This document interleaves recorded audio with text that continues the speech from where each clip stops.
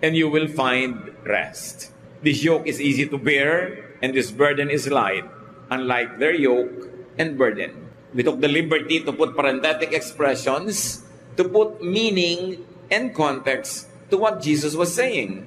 Pero kung sa kanya lang tayo kukuha ng quote, sabi niya, if you are tired from carrying heavy burdens, come to me and I will give you rest. Take the yoke I give you, put it on your shoulders, and learn from me. I am gentle and humble, and you will find rest. This yoke is easy to bear, and this burden is light. Napakalaking palaisipan sa maraming tao kung anong tinutukoy dito ng Panginoon. Liban na lang talaga i-contextualize natin.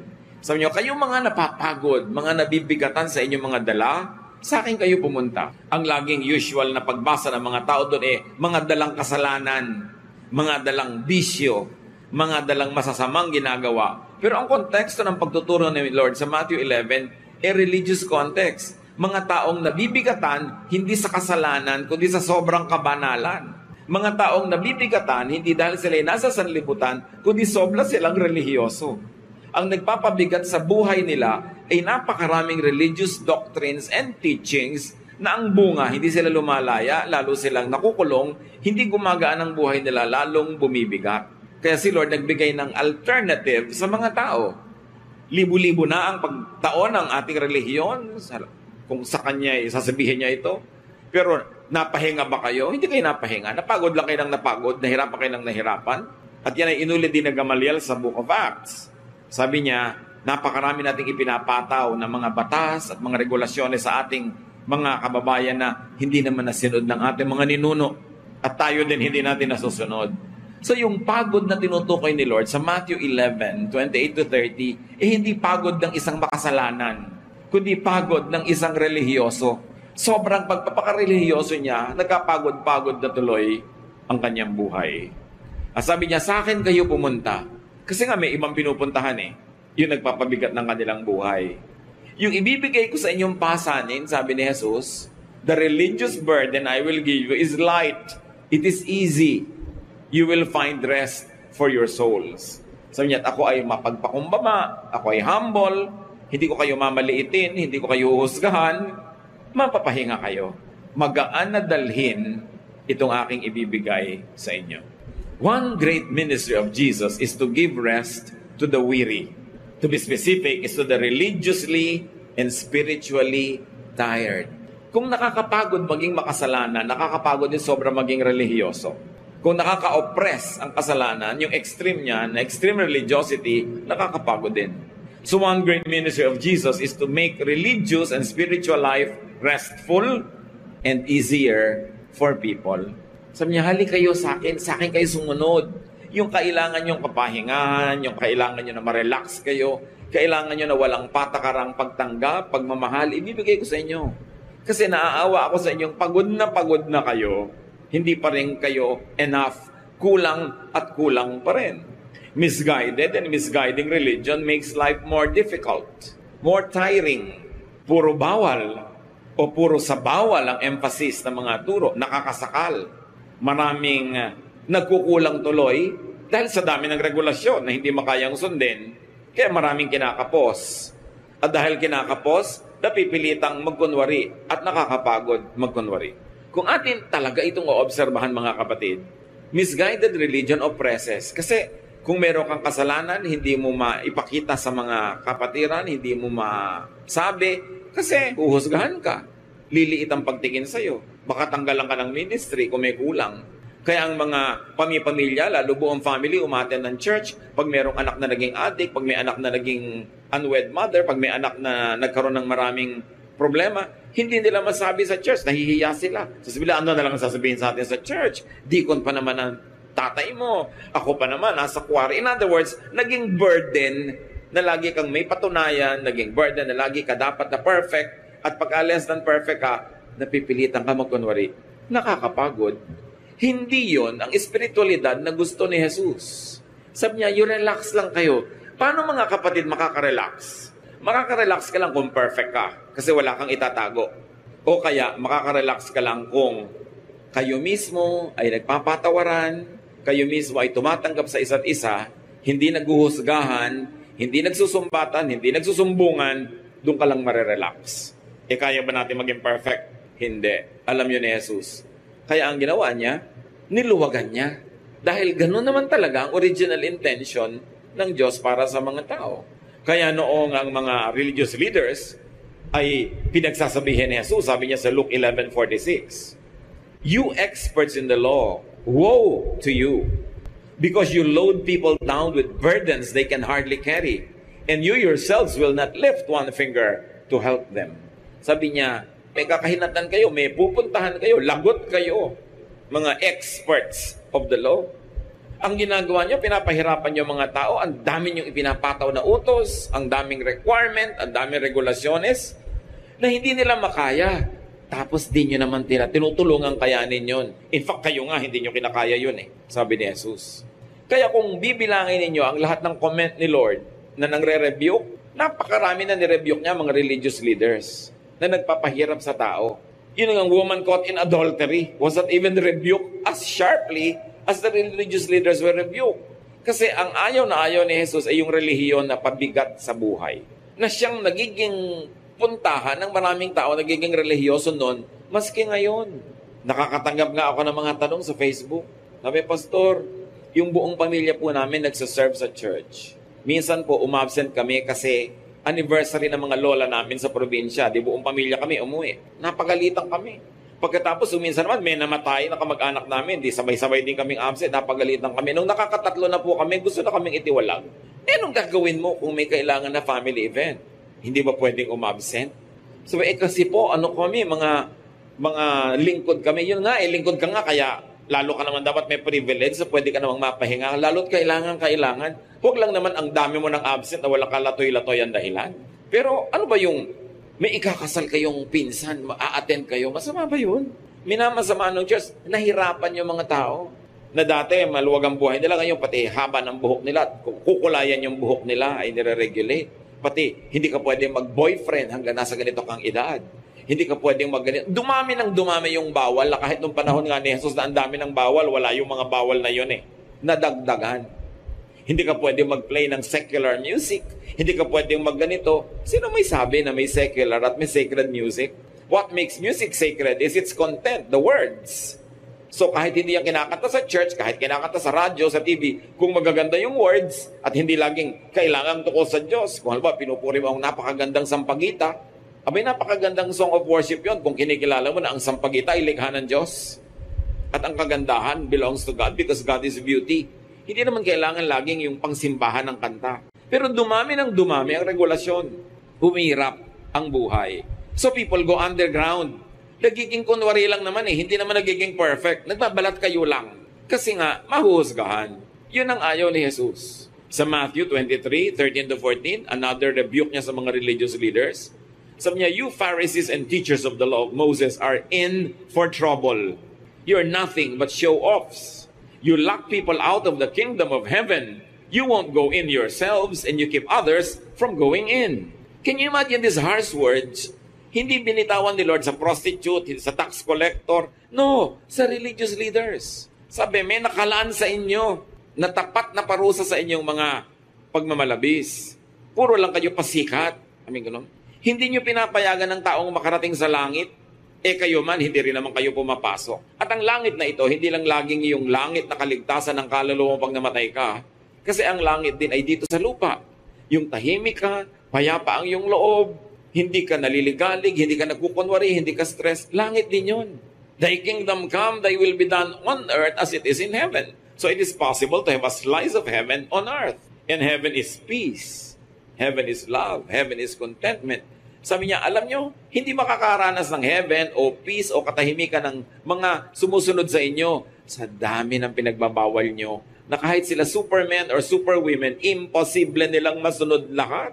Needless religious regulations make it hard for people to enjoy God's heaven, which could mean rest or peace while on earth. Yung heaven naman kasi hindi lang sa kabila ng mga ulap. Kaya nga, mapasa amin ang kaharian mo. Masunod ang loob mo dito sa lupa, gaya din ng sa langit. So, ibig sabihin, dapat talaga nakakarating yung langit sa lupa. At sabi ni Jesus, kung sa inyo lang susunod ang mga tao, hindi nila mararanasan ng langit. Kasi lagi nyo pinapagilty. Lagi niyong pinapagalitan. Lagi niyong pinipilit magtago at magkunwari ng mga tao. Be free from needless religious regulations, control, and burdens. That is what Jesus' will is for you. Hindi tayo gusto ni Lord na ipahamak, ipatali, I came that you might have life and have it abundantly. So Jesus reduced the law into one, and that is love. Sabi sa kanya, alin po ang mataas na uri ng kautosan? Sabi niya, love God and love others as you love yourself. So, ano na lang ang bawal kung love na lang ang law? E di yung hindi loving at hindi kind, yun ang bawal. So, hindi bawal magkulay ng buhok. Ngayon, kung yung buhok mo nakatusok sa mata ng katabi mo dahil sobrang nakatirik, bawal yun kasi hindi na yung loving eh. Kung ninanakaw mo yung pangkulay ng buhok mo, hindi na yung loving. Pero yung kulay lang itself, anong moralidad ng kulay ng buhok? Ano ang moralidad ng gupit ng buhok, ng haba ng buhok? Pharisaic issue yan. Hindi yan issue ni Jesus. Ano ang bawal na isuot? Kung ang tao ay sobrang naaakit na sa'yo, hindi na makapag-concentrate dahil nakabulwak na ang lahat ng dapat mo sana ikinikip-kip at tinatago, di bawal yun kasi hindi loving. Because you cause people, to be defocused on what is good and to be obsessed with you. Hindi mo naman sila mamahalin kung pansinin ka nila. So, masama, nakakasama. Pag pinansin mo kanila, hindi mo naman susuklian ng pansin. So, tinakaw mo lang sila, nagiging unkind. So, yun ang mga bawal. Yung hindi loving. Kasi isa na lang nga natin ang law, sabi ni Lord, love. Sabi niya, by this, people will know that you are my disciples. Hindi by your hairstyle.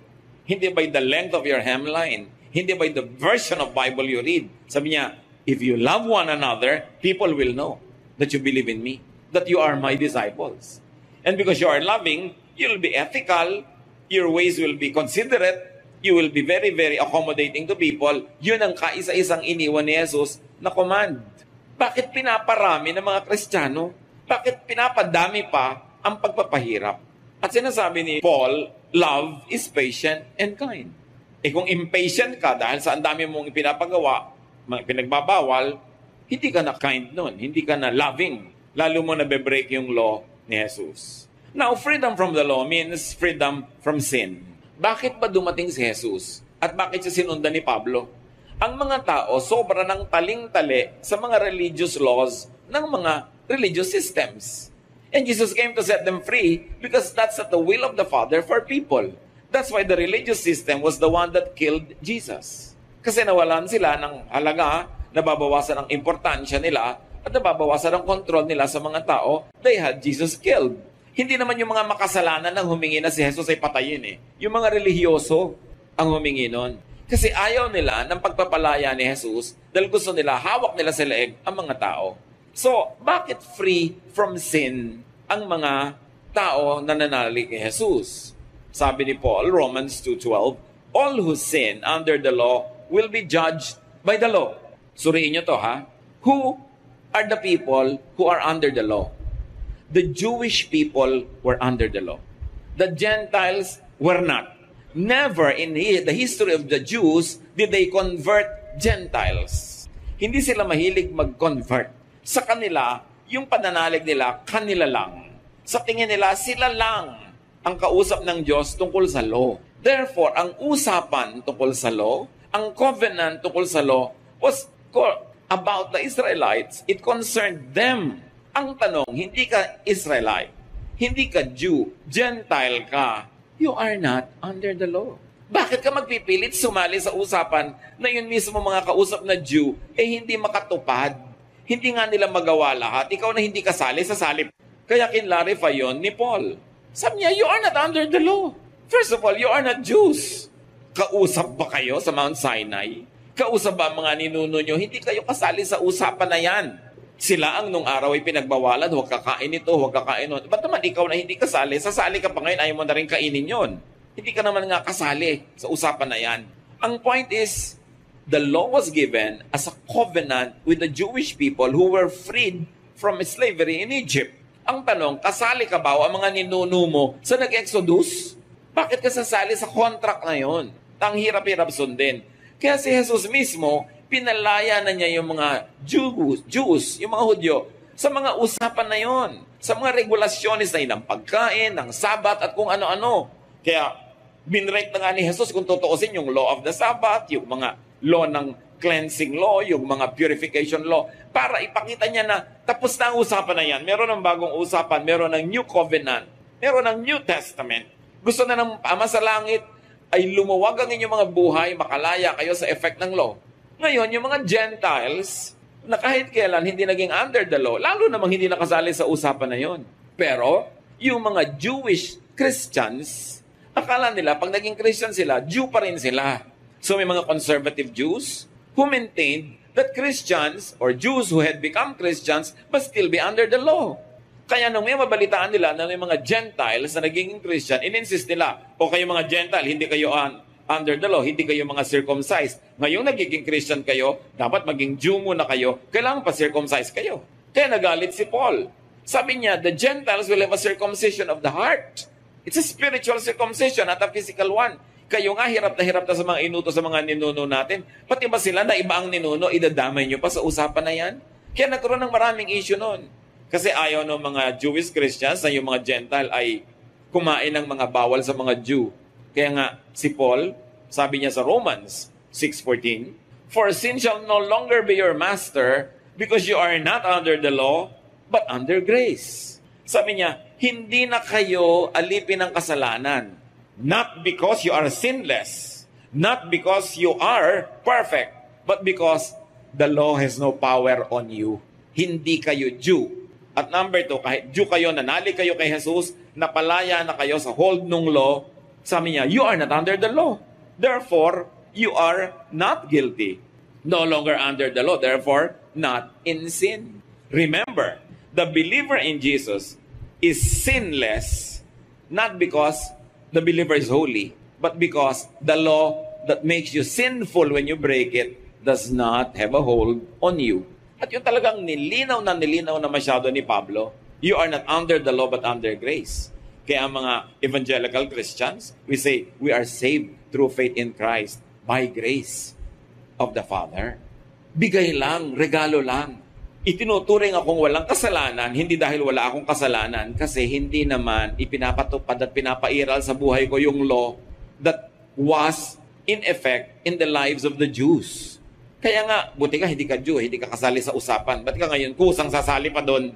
Dahil yung mga Jew mismo, pinalaya na ng Panginoong Jesus. So, believers are free not because of 100% submission to religious law, but because of the punishing effect of the law has been voided by grace.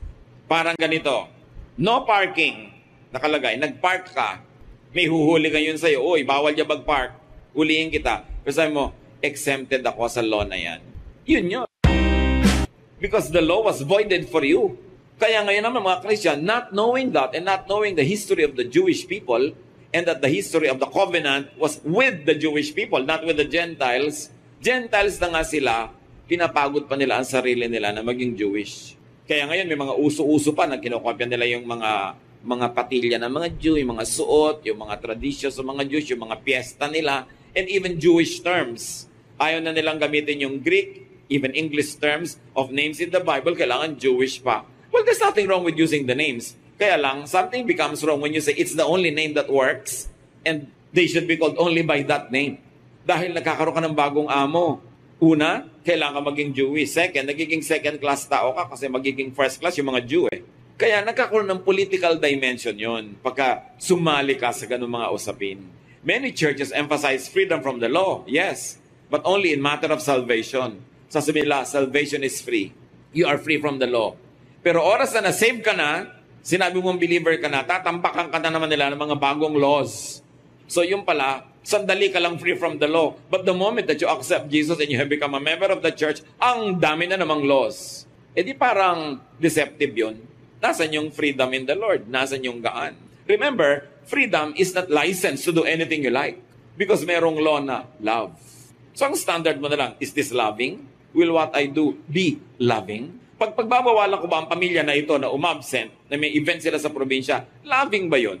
O gusto ko lang silang laging gamitin sa church, kaya mamatay ang lola nila, ikasalang pinsan nila, o may event. Basta, nandito sila dapat naglilingkod, di ginawa mo lang silang instruments. Di mo sila minamahal. Chinichimay mo lang yung mga tao. Which is really happening in many churches. Ang tingin lang sa'yo, alila. Pag hindi ka na pinakinabangan, pag absent ka na, masama ka na. Wala kang kaluwag-luwag. Natali ka. Galatians 5:1, kaya nanggagalaiti si Paul, sabi niya, it is for freedom that Christ has set us free. Stand firm then, and do not let yourselves be burdened again by a yoke of slavery. Sabi, dati tayo mga slaves ng law, pinalaya na tayo ni Jesus, panindigan nyo yan. Huwag kayong pumayag na may bumawi, magnakaw sa inyo ng kalayaan kay Jesus. Kalayaang magmahal. Kasi hindi nga sila malayang magmahal utos. Pag meron diyang makasalanan, itiwalag nyo, batuhin nyo hanggang mamatay. Hindi ka malayang magmahal. Pag sinabi mong kawawa naman siya, anong kawawa? Utos, batuhin yan. So, ayaw mo matindi, babato ka. Hindi ka malayang magmahal. Pinalaya ni Jesus sa mga tao para maging mapagmahal, maibigin, matulungin. Believers are free in Jesus from needless religious regulation and control. Dapat kayo ngayon sa'yo, self-control, which is one of the gifts of the Holy Spirit. Self-control, hindi control of others. Control by others. Ang tunay na nasa Panginoon, pinamumugaran siya, tinatahanan siya ng Espiritu ng Diyos, siya ang kumokontrol sa sarili niya. Hindi kailangang bantayan, usisain, husgahan. Dahil nananagot ka sa Diyos diretso, hindi ka naman nananagot sa mga tao sa iyong kabanalan o kasalanan. Bakit sila ba ang namatay para sa iyo sa krus?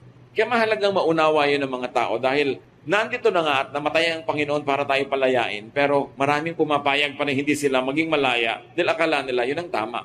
Kaya si Paul nagagalit doon sa mga Judaizers, yung mga conservative Jewish Christians na ipinipilit nila sa mga Galatians, sa mga tao sa Galatia, na maging Hudyo kayo kung gusto nyo maging Kristiyano. So niya, hindi na kailangan. Pinalaya na tayo. So importante yan, that if you're a Christian, if you're in the Lord, be free. Remember, not to be abusive, not to be licentious, but be free. Malaya ka. Lagi ang mga tao itatanong, pwede ko po bang isuot ang ganitong kulay sa church? You're free. Pero sana huwag naman kayong masilaw at mabulag dahil nung makita ka namin ay sobrang kang maliwanag, nadapa na tuloy kami dahil nasilaw na kami. So hindi na loving yun, di ba? Pwede po ba akong ganito? Pwede bang mag-birthday? Pwede bang maglagay ng Christmas tree? Pwede bang magpasko? Ang daming pwede ba? Ang daming hindi pwede, ang daming bawal pagka tinuos mo yung mga tao. Pero the Christian is free to do anything that Jesus does not prohibit. So ang itatanong mo lang, ipinagbawal ba ni Jesus yan? Hindi, pero pinagbawal ang mga Pharisees. Hindi nga ba kaya nga sila napagalitan? Hindi nga ba kaya sila laging itinutuwid? Kasi ang dami nila binabawal na hindi naman yun ang gusto ng Diyos. Sinasakal yung mga tao. Kaya mga kapatid, if you're in the Lord, act free. Huwag tanong ng tanong, pwede po bang mag-birthday party? Pwede po bang magpatugtog? Magpatugtog ka. Kaya lang, pag-aralan mo dahil responsible ka sa sarili mo.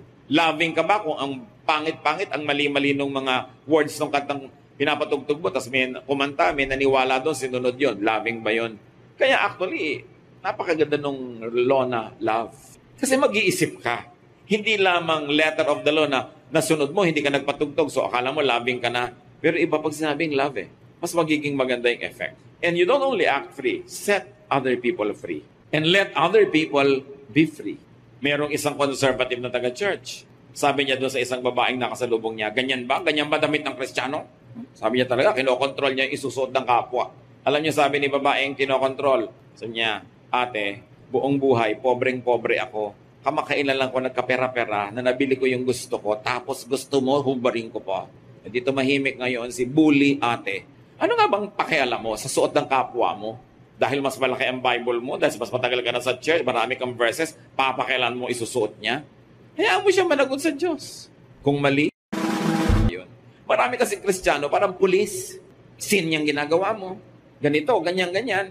Yun ang mga na-criticize ni Lord. Now, hindi masama to rebuke in love, ha? Pero tiyakin mo na may love. Hindi lang dahil ang kala mo, ang dumi niya, ang linis mo, i-rebuke mo. Tanungin mo ng sarili mo, mahal ko ba talaga siya? May malasakit ba talaga ako? Ito bang pamumuna ko ay out of malasakit o dahil lang self-righteous ako? Kailangan malinaw yon. Ngayon, kung nagmamahal ka, pwede kang mamuna. But earn your right to be heard first. So bago mo punahin yung isang tao, tanungin mo muna sa sarili mo, may nagawa na ba ako mabuti para sa kanya? Natulungan ko na ba siya? Napaglilingkuran ko ba siya? Hindi yung wala ka namang ginagawa, tapos papasok ka sa buhay niya para mo siyang diktahan dahil ang iniisip mo, mas banal ka kesa sa kanya. Yun yung ayaw na ayaw ng Panginoon. Huwag tayong manakal ng kapwa dahil si Lord hindi rin tayo sinasakal. Jesus teaches rest. Magtataka kayo, yung mga tinatawag ng mga makasalanan nung panahon ni Jesus at is sa kanya. Nung pumunta siya sa Jericho, doon siya kumain sa bahay ni Zacchaeus, isang chief tax collector. Nagulat ang lahat na insulto. Ba't siya doon kumain? Hindi sa bahay ng mga priests. For instance, punta sa bahay ni Mary at Martha, mga babaeng pinagbabawalang makibarkada sa mga kalalakihan, pero laging nandun ang Panginoon, kaibigan niyang matalik ang magkakapatid na ito, pati na yung kapatid nilang lalaki na si Lazarus. Yung babaeng nahuli sa akto ng adultery, dapat babatuhin hanggang mamatay, pero ipinabato ba ni Jesus? No. Sabi niya sa babae, sin no more. Hindi niya pinagalitan, hindi niya idinihin, sabi niya, tigilan mo na yan. Dahil na-protect na niya yung babae na yon sa pagkakabato, may right na siyang sabihin, sin no more. Para hindi na kailangang mangulit na naman sa buhay mo yan. Yung babaeng inaisip ng marami ay dating prostitute, pumasok sa isang bahay na nandun si Jesus, nagbasag ng pabango, binuhos kay Jesus, nag-minister siya. Malaya siya na gawin yung gusto niyang gawin. At sabi ng mga lalaki doon nakaupo, kung talagang prophet tong Jesus na ito, dapat alam niyang masamang babae ito. Hindi niya papayagang mahipo kahit paan niya, pero pinayagan niya. Yung babae at is kay Jesus. Ang tanong, kung ikay relihiyosa, at is ba sa'yo mga kaibigan mo? At is ba sa'yo mga kamag-anak mo? At is ba sa'yo mga office mates mo? O pasong-paso sa'yo? Kasi wala kang ginawa kundi mamuna. Wala kang ginawa kundi mang-correct, mang-rebuke. Hindi ganun si Jesus. Kaya malalaman mo, am I Jesus-like or am I like the Pharisees? Pag pumasok ko sa isang lugar, will people stop what they do because I will judge them? Or will they just go on because they are relaxed? Ang layo ng mga Kristiyano kay Kristo. Kaya si Mahatma Gandhi, sabi niya noon, I have no trouble with Christ. My trouble is with Christians. Kasi para talagang hindi nare-reflect ng mga Kristiyano si Jesus. Ang nare-reflect nila yung mga Pharisees and priests of all Israel. Now, Jesus teaches rest. So do not follow religions that exhaust you. Hindi si Jesus ang nangunguna doon. Do not impose regulations that make people fail. Bakit sobrang mong tataasan ng standard para magbagsakan ng lahat? Help people succeed. At lalong-lalo kung hindi ka na nga Jew, huwag ka nang makisangkot sa mga usaping Jewish. Pinalaya na nga sila. Ikaw na hindi kailangan yung pagpapalaya na yun. Sasali pa. Pag nagbabasa kayo mga kapatid ng mga verses, Old and New Testament, ang laging salaan si Jesus. Yung salaan, alam niyo, di ba, pag may ibinuhos ka doon, dapat lalampas yung mga lalampas, yung maiiwan puwera. Ganun din, salain niyo kay Jesus ang mga utos, ang mga katuruan. Pasado ba ito kay Jesus? Gusto ba nito Jesus? Kasi kung hindi papasa kay Jesus, kasali na yun sa mga nabura. Loving ba to? Talaga bang hindi ako pwedeng kumain ng hito? Hindi ba ako pwedeng kumain ng tuna kasi walang kaliskis? Ano bang sinabi ng Panginoon tungkol sa pagkain? Sabi niya, hindi mahalaga kung anong pumapasok sa bibig ng tao. Ang mahalaga kung anong lumalabas sa bibig, mga salita. Diyan ka mahuhusgahan. Hindi sa pumapasok. So, yung mga tungkol sa pagkain na yon, lampas na. Pinawalang bisa na ni Jesus. Ngayon, yung mga iba ang hilig-hilig sa ibang ka-istriktuhan ng Leviticus, kaya pagpipilitan nyo ang isa doon, sundin nyo lahat. Huwag kayong gagalaw pag Sabado dahil pinagbabawal yon. Huwag kayong uupo sa mga bus dahil baka may umupo doong babae nagme-menstruate, unclean yung silya na yon. Malalaman mo pa ba yon? So sabi mo, pwede na hindi sundin yon. Yung pala, ba't yung iba pinipilit mo? Kasi may paborito kang idiin, may paborito kang usigin, kaya pag nakita mo sa Leviticus na pwede silang usigin, iuusig mo. Pero yung mga ibang, huwag kang magtatrabaho pag Sabado, yung mga ibang, huwag kang uupo kahit sa inupuan ng babae nagme-menstruate. Hindi mo na sinusunod, kumakain ka rin ng hipo, ng talaba, ng kung ano-anong lobster, na bawal sa Leviticus. Pero yon pwede mo i-break. Pero yung bine-break ng kapatid mo sa Leviticus, bawal. You know what I mean? Napaka-selective ng kabanalan ng maraming Kristiyano.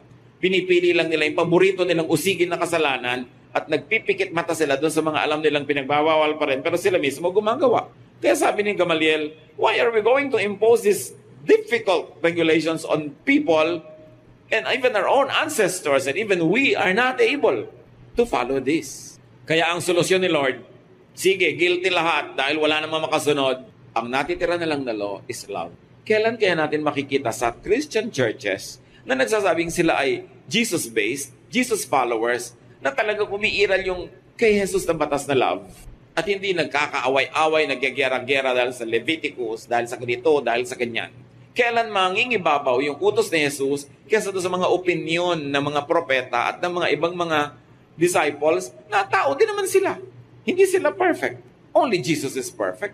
Kaya dapat ang lahat ng teaching ng buong Bible, sasalain mo pa kay Jesus. Dahil iba na ang usapan, this is now the new covenant, this is the New Testament.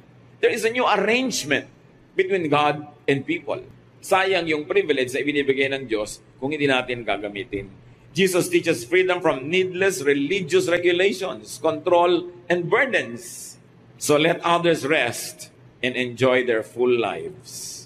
Matthew 7:12, ang sabi ng Panginoong Jesus, treat others as you want them to treat you.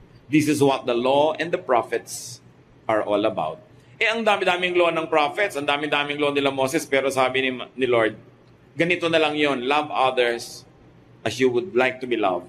Treat others as you would like to be treated. Yun na ang law. Doon na lang kayo mag-focus. Yun ang inyong ipamuhay. Matatahimik kayo at papayagan yung ibang matahimik din.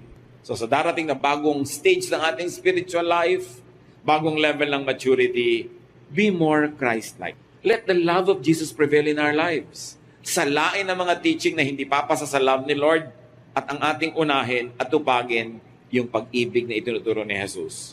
Hindi lang tayo ang marerelax. Lahat ng tao sa paligid natin marerelax at lalo magiging kaakit-akit sa kanila na sumunod kay Jesus. Hindi nila sasabihin yung sinabi ni Gandhi, I have no trouble with Christ, my trouble is with you, Christians. Some Christians are so much on fire with their religiosity that they burn everyone near them. Hindi nyo gustong maging ganon. Maging maalab tayo pero hindi nakakasunog sa iba. Ang sobrang init ng ating pagkarelihiyoso. At ma-enjoy natin yung kalayaan kay Jesus. Huwag laging guilty. Huwag lagi na lamang na feeling kulang, feeling masama. Kasi lahat yan, charged to the blood of Jesus. Sayang ang sakripisyo ni Jesus kung dadalhin pa natin yung burden of guilt at lalong-lalo yung burden of pretense. But we can be free and we can set others free only if we will love like Jesus unconditionally, not judgmental, not self-righteous, but humble and kind. Ang sabi ni Lord, ako yun. My yoke is easy, my burden is light. I am humble and I love you. Panginoon namin, turuan mo kaming maunawa at maipamuhay ang kahulugan that we are free. Pero bigyan mo kami ng karunungan na maiba ang pagtingin namin sa freedom at sa license. That we don't become abusive, instead we become loving and cautious. That we don't use the freedom in Jesus to be bad, but to be good. Not to be hurting other people, but to be loving. Pakita mo sa amin, Lord, at salamat po sa freedom na ito. Salamat na hindi na kami kailangan pang mahirapang sumunod sa napakaraming utos na hindi naman nasunod ng mga nauna sa amin.